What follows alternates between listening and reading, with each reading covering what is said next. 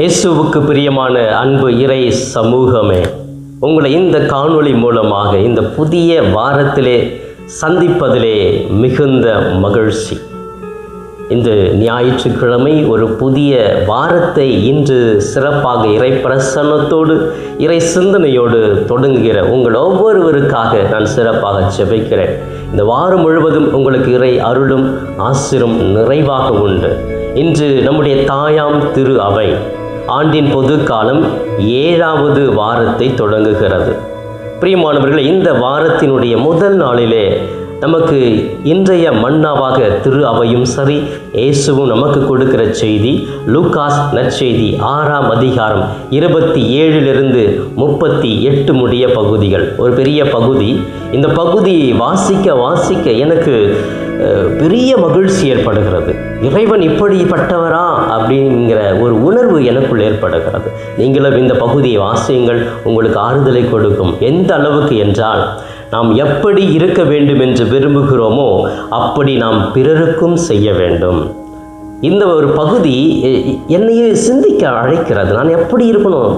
பொதுவாக என்னுடைய வாழ்க்கையில் என்னை எல்லாருமே மதிக்கணும், எனக்கு ரெஸ்பெக்ட் கொடுக்கணும், என்னை பெருமையாக பேசணும், எனக்கு எந்த ஒரு குறையும் அவர்கள் வைக்கக்கூடாது, என்னை பற்றி தாழ்வாக பேசக்கூடாது, என் பின்னாடி முதுகு பின்னாடி போய் யாரும் பேசக்கூடாது, என்னை எல்லா நேரமும் புகழ்ந்துக்கிட்டே இருக்கணும், நல்ல வார்த்தைகளை சொல்லிக்கிட்டே இருக்கணும், எனக்கு மதிப்பு மரியாதை கொடுக்கணும். இதெல்லாம் நான் நினைக்கிறேன்.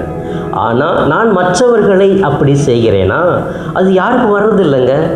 என்ன, நீ குட் மார்னிங் எனக்கு சொன்னியா? குட் மார்னிங் சொல்லலைல்ல, நான் சொல்கிறேன் நான் குட் மார்னிங் அப்படின்னு நம்ம யோசிக்கணும். நம்ம மற்றவர்களுக்கு எதிர்பார்க்குறோம், ஆனால் நான் மற்றவங்களுக்கு அதை செய்கிறது கிடையாது. இதைத்தான் இன்றைய மன்னாவில் சிறப்பாக ஒரு அருமையான ஒரு செய்தியை கொடுக்கப்பட்டிருக்கிறது. நல்ல ஒரு செய்திங்க, யோசித்து பாருங்கள். இதுதான் எல்லாரும், நானும் சரி நீங்களும் சரி, நிறைய நேரத்தில் எனக்கு தான் எல்லாமே மதிப்பு செய்யணும்னு நினைக்கிறோம். மற்றவர்களை மதிக்கிறோமா? அவர்கள் நான் எப்படிலாம் இருக்கணுமோ அப்படி மற்றவர்களை நான் செய்கிறேன்னா, அப்படி செஞ்சுட்டோம் அப்படின்னா நல்ல பண்பு. அதுதான் கடவுள் விரும்புகிறார். அப்படி செய்யாத பொழுது நாம் இன்றைக்கி யோசிக்கணும், திங்க் பண்ணணும், அதன்படி வாழணும். பிரியமானவர்களே, இந்த நற்செய்தியை தொடர்ந்து படித்தீர்கள் என்றால் நீங்கள் பிறர் மீது பழி சுமத்தாதீங்க, அப்போ நீங்களும் பழி சுமத்தப்படுவீர்கள். குறை கண்டுபிடிக்காதீங்க, நீங்களும் குறை கண்டுபிடிக்கப்படுவீர்கள் அப்படின்னு சொல்கிறார். மன்னிங்கள், நீங்கள் மன்னிக்கப்படுவீங்க. கொடுங்க, உங்களுக்கு கொடுக்கப்படும். நம்ம என்ன செய்கிறோமோ அது நமக்கே வரும். அதுதான் நம்ம சொல்கிறோம் இல்லையா, என்ன நம்ம மேலே தூக்கி போகிறோமோ அதுதான் கீழே வந்து விழும், எக்ஸ்ட்ரா வராது. நம்ம என்ன பேசுகிறோமோ அந்த வார்த்தைக்கு பதில் தான் நமக்கு வரும். நம்ம எப்படி வாழ்கிறோமோ அதனுடைய அடிப்படையில் தான் நமக்கு அந்த வாழ்வும் திரும்பி வரும். இது ஒரு நல்ல ஒரு சிந்தனை இல்லையா இந்த வாரத்தின் முதல் நாளில்? ஆம் பிரியமானவர்களே, நான் எப்படி இருக்க வேண்டும் என்று ஆசைப்படுகிறேனோ அப்படி மற்றவர்களும் இருக்க வேண்டும், நான் அவர்களை நடத்த வேண்டும் என்று ஒரு சிறந்த உறுதியான முடிவை இன்று நாம் எடுக்க இறைவன் நம்மை அழைக்கிறார். அன்பு இறை சமூகமே, எனது வாழ்க்கையிலே இந்த புதிய வாரம் எப்படி இருக்கும், என்ன செய்ய வேண்டும் என்று இறைவனே சொல்லுகிறார். அன்றன்று மன்னாவாக டெய்லி நமக்கு ஒரு செய்தியை, அழகான ஒரு செய்தியை சொல்லிக்கொண்டே இருக்கிறார். இன்று நான் என்னை அன்பு செய்வதை போன்று பிறரையும் அன்பு செய்யணும். நான் என்னை ஏற்றுக்கொள்வது போல் பிறரையும் ஏற்றுக்கொள்வது நல்ல ஒரு பண்பு. இந்த பண்பு இருந்தால் உடல் சார்ந்த வியாதிகள் கூட வராது, மனது சார்ந்த வியாதிகள் கூட வராது. நமக்கு பிரச்சனை, டென்ஷன், கோபம் இது வர்றதுக்கு காரணமே நான் மற்றவங்களை எப்படி செய்யணும் அது கவலையே கிடையாது. பிறர் என்னை நல்லா சுகமாக வச்சுக்கணும், எனக்கு எந்த தீங்கும் யாரும் செய்யக்கூடாது. சின்ன தீங்கு செஞ்சால் கூட அவர்கள் மீது கோபம் கொள்வது, அவர்களை அழிக்க வேண்டும், பழி வாங்க வேண்டும் என்று துடிப்பது, இதெல்லாம் நமக்குள் வருகிறது. ஆம் பிரியமானவர்களே, ஒரு நல்ல ஒரு பண்பு. இதை நாம் இன்னைக்கு கற்றுக்கலாமே. நான் எப்படி இருக்கணும்னு ஆசைப்படணும், அதே போல் எல்லாருக்குமேங்க, என் கணவனாக இருந்தாலும் சரி, மனைவியாக இருந்தாலும் சரி, பிள்ளைகளாக இருந்தாலும் சரி, கூட வேலை செய்கிறவங்களாலும் சரி, என்னை விட தாழ்வாக இருக்கிறவங்களாலும் சரி, என்னை விட ரொம்ப கடைநிலையில் உள்ளவர்களுக்கும் சரி, சமமாக நடத்தக்கூடிய ஒரு பக்குவம் நமக்குள்ளே இருக்கிறதா? அது யோசிக்கணும். நம்ம ரொம்ப ஏசி அறையில் ரொம்ப சொகுசாக உட்காந்துருப்போம், அங்கே ரோட்டில் நம்முடைய பணியாளர்கள் அப்படி வேதனைப்பட்டு செய்கிறாங்க. அது புரியுது, அவர்களுடைய படிப்பிற்காக அவருடைய சூழ்நிலைக்காக அவங்க வேலை செய்கிறாங்க. ஆனாலும் ஒரு மனிதாபிமானம், அவர்களுக்கு கொடுக்கக்கூடிய மதிப்பு, அவர்கள் முகத்திலே ஒரு ஸ்மைல், ஒரு நல்ல ஒரு சிரிப்பு, நல்ல வார்த்தைகளை சொல்லுவது, அவர்களை உற்சாகப்படுத்துவது, அவர்களுக்கு தேவையானதை கொடுப்பது. அப்போ நம்ம என்ன செய்கிறோமோ அது நமக்கே திரும்ப வரும். அதுதான் நம்ம வாழ்க்கையில் நம்ம செய்ய வேண்டும். இந்த சின்ன கதையை கூட நீங்கள் நிறைய கேட்டு இருப்பீங்க. ஒரு பெரிய நிறுவனம், அந்த நிறுவனத்தில் எல்லா இறைச்சிகளையும் ஒரு பெரிய ஃப்ரீசருங்க, நல்ல பெரிய அறை, ஏறக்குறைய 2000 மாடுகளை, அந்த மாட்டு இறைச்சிகளை உள்ளே வைக்க பெரிய அந்த ஒரு ஃப்ரீசர்னா கூலிங்கு, அந்த ஃப்ரிட்ஜில் இருக்கிற மாதிரி இந்த ஃப்ரீசர் அறை, அந்த அறையில் வேலை செய்வாங்க. நிறைய பேர் வேலை செய்வாங்க.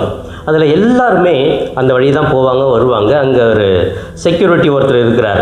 அவர் எல்லாமே பார்த்துட்டு கண்டுக்காமல் போயிடுவாங்க. ஆனால் ஒரு பெண்மணி மட்டும் தினமும் வரும்பொழுது காரை நிறுத்திட்டு அங்கே குட் மார்னிங், நல்லா இருக்கிறீங்களா அப்படின்னு கேட்டுட்டு போவாங்க. வேலை முடிச்சு வரும்பொழுது தேங்க்யூ அப்படின்னு, மே காட் பிளஸ் யூ அப்படின்னு அவருக்கு வாழ்த்து சொல்லிவிட்டு வீட்டுக்கு போவாங்க. இது தினமும் நடக்கும். அப்போ மற்றவர்களை யாரும் செஞ்சது கிடையாது, இந்த பெண்மணி மட்டும் செய்வாங்க. அப்போ ஒரு நாள் இது மாதிரி காலையில் குட் மார்னிங் சொல்லிட்டு போகிறாங்க. போயிட்டு பார்க்குறாங்க. திரும்ப வரும்போது இந்த செக்யூரிட்டி பார்க்குறாரு, காலையில் குட் மார்னிங் சொன்னாங்க, எல்லோரும் போயிட்டாங்க, போயிட்டு 1 மணி நேரம் ஆகுது, இன்னும் யாருமே இல்லாத இடத்துல இந்த அம்மா எங்கே போனாங்க, எனக்கு விஷ் பண்ணாமல் போக மாட்டாங்களே அப்படின்னு இவருக்கு ஒரு சந்தேகம் வருது. உள்ளே போகிறாரு. ஃப்ரீசர்லாம் பூட்டி இருக்குது. அவர் சாவி எடுத்து திறந்து பார்க்குறாரு, வெளியில் எங்கேயுமே இல்லை. ஒருவேளை உள்ளே இருக்கிறாங்களோ, ஃப்ரீசருக்குள்ளே இருந்தால் என்னங்க ஆகும்? கொஞ்ச நேரம் எல்லாமே பூட்டிட்டாக்கா ஐஸ் மாதிரி ஆகிடும். ஐயோ ரொம்ப நேரம் ஆச்சுன்னு திறந்து உள்ளே வேகமாக போய் பார்க்குறாரு. பார்த்தா ஒரு சின்ன அறையில் அவங்க மாட்டிக்கிட்டு இருக்கிறாங்க. அவங்க ஏதோ அந்த மாட்டு இறைச்சியை மேலே அடிக்கிட்டு இருக்கும் பொழுது எல்லாமே நேரம் ஆச்சுன்னு சொல்லிட்டு ஃப்ரீசரை வெளியில் போயிட்டாங்க. அப்புறம் திறந்து பார்த்தா அந்த அம்மா மயங்கி அப்படியே கீழே விழுந்து கிடக்குறாங்க. ஐஸ் இல்லையா, அவ்வளோ கூலிங். உடனே அந்த செக்யூரிட்டி என்ன பண்ணுறாரு, அவங்க வெளியில் கூட்டிகிட்டு வராரு. ஒரு நல்லா சுடு தண்ணிலாம் மேலே அப்படியே ஒத்துற மாதிரி கொடுத்து ஃபஸ்ட் எய்ட்லாம் பண்ணி அப்புறம் அந்த அம்மாவை காப்பாற்றிடுறாங்க கொண்டு போயிட்டு. அப்புறம் அந்த நேரத்தில் இந்த பெண்மணி நினச்சி பார்க்குறாங்க, இன்னும் கொஞ்ச நேரம் நீங்கள் வராமல் இருந்ததுன்னா இந்த இடத்துல நான் மரித்து போயிருப்பேன், ஐஸாக மாறியிருப்பேன் அப்படின்னு சொல்கிறாங்க. அந்த நேரத்தில் இந்த செக்யூரிட்டி பாருங்கள் நல்ல ஒரு பணியே செய்தார். ஏன் செஞ்சார்? இந்த தாய் ஒவ்வொரு நாளும் அந்த செக்யூரிட்டியை பார்த்து குட் மார்னிங் சொன்னது, அந்த செக்யூரிட்டிக்கு போகும்பொழுது தேங்க்யூன்னு சொல்லிட்டு போனது, இது ஒரு நாள் நமக்கு இல்லையேன்னு அவர் வராரு. இந்த பெண்ணும் மற்றவங்க போல இருந்திருந்தால் அன்றைக்கி உள்ளே இருந்திருப்பாங்க, ஃப்ரீசரில் இறந்து போயிருப்பாங்க. பிரியமானவர்களே, இன்றைய மன்னாவும் சரி, இந்த நிகழ்வும் சரி, நமக்கு கொடுக்கிற செய்தி, நாம் என்ன செய்கிறோமோ அந்த பலன் நம்மை தேடி வரும், நம்மை நாடி வரும். நாம் மற்றவருக்கு நல்லது நினைக்கிற பொழுது நமக்கு நல்லதே கிடைக்கும். நம்ம நல்ல பண்புகளோடு வாழ வேண்டும், மற்றவங்க அப்படி நடத்த வேண்டும் என்றால் அது எல்லாம் நமக்கே வரும். எனவே நீங்கள் கொடுக்கிற பொழுது உங்களுக்கு மிகுதியாக கொடுக்கப்படும். நீங்கள் மன்னிக்கிற பொழுது அந்த மன்னிப்பு உங்களை தேடி வரும். நீங்கள் அன்பு செய்கிற பொழுது அந்த அன்பு உங்களை தேடி வரும் என்ற நல்ல இந்த வாசகத்தினுடைய பண்புகளை உள்வாங்கியவர்களாக இந்த புதிய வாரத்தை தொடங்குவோம். இறைவனோடு இணைந்து பயணிப்போம். இறை அருளோடு என்றுமே வாழ்வோம். இறை துணை இல்லாமல் என்றுமே நமக்கு எதுவும் கிடைக்காது என்ற ஒரு சூழ்நிலைக்குள் நாம் சென்று இறைவனை போற்றுவோம், அவரை ஆராதிப்போம், அவருடைய பிள்ளைகளாக வாழ முயற்சி எடுப்போம். இப்பொழுது என்னோடு சேர்ந்து ஜெபிக்கலாமே. எங்களை நேசிக்கும் எங்கள் தாயும் தந்தையுமான இறைவா, இந்த புதிய வாரத்திற்காக நன்றி கூறுகிறோம். ஆண்டின் பொதுக்காலம் 7ஆம் வாரத்தை தொடங்குகிறோம். இந்த வாரம் முழுவதும் இறைவனோடு நாங்கள் இணைந்திருக்க தூய் ஆவியால் வழி நடத்தப்பட நாங்கள் ஜெபிக்கிறோம். இதோ சிறப்பாக இந்த காணொலியை பார்த்து கொண்டு ஜெபித்து கொண்டிருக்கிற ஒவ்வொரு பிள்ளைகளுக்காக நான் ஜெபிக்கிறேன். அவருடைய கண்ணீர், கவலை, வேதனை எல்லாம் நான் பாதம் வைத்து நான் ஜெபிக்கிறேன். ஆண்டவரே, ஆசீர்வதிப்பீராக. உமது பிள்ளைகள் யாரை நம்பி செல்லுகிறார்கள்? உம்மை நம்பி வருகிற இவர்களை ஒரு பொழுதும் கைவிடாதையும் ஆண்டவரே. கண்ணீரோடு, வேதனையோடு, உடல் வியாதியோடு, பல்வேறு குறைகளோடு இதோ இந்த நேரத்தில் என்னோடு இணைந்து ஜெபித்து கொண்டிருக்கிற ஒவ்வொரு பிள்ளைகளையும் தொட்டு ஆசீர்வதிப்பீராக. இந்த வாரம் முழுவதும் எப்படி இருக்குமோ, நான் நினைத்தது நடக்காதா, என்னுடைய குடும்பத்திற்கு விடுதலை கிடைக்காதா, குடும்ப பிரச்சனைகள் நீங்காதா, கடன் பிரச்சனைகள் ஓயாதா, என் குடும்பத்தில் சமாதானம் கிடைக்காதா என்று வாஞ்சியோடு எதிர்பார்த்து ஜெபித்து கொண்டிருக்கிற ஒவ்வொரு பிள்ளைகளுக்கும் இந்த வாரம் ஆசீர்வாதத்தின் வாரமாக மாற்றுவீராக. நீர் அவர்களை வழிநடத்துவீராக. ஆசீர்வதியும் தெய்வமே, இந்த வாரம் முழுவதும் இவர்களை வழிநடத்தும், தூய் ஆவியால் ஆட்கொள்ளும். நல்ல உணர்வுகள், நல்ல உடல் உடல் சுகம், நல்ல உறவுகள் மத்தியிலே பாசமான அன்பான வாழ்க்கை, யதார்த்தமான சூழ்நிலை ஏற்பட நான் செபித்து கொண்டு இருக்கிறேன். ஆண்டவரே ஆசீர்வதிப்பீராக.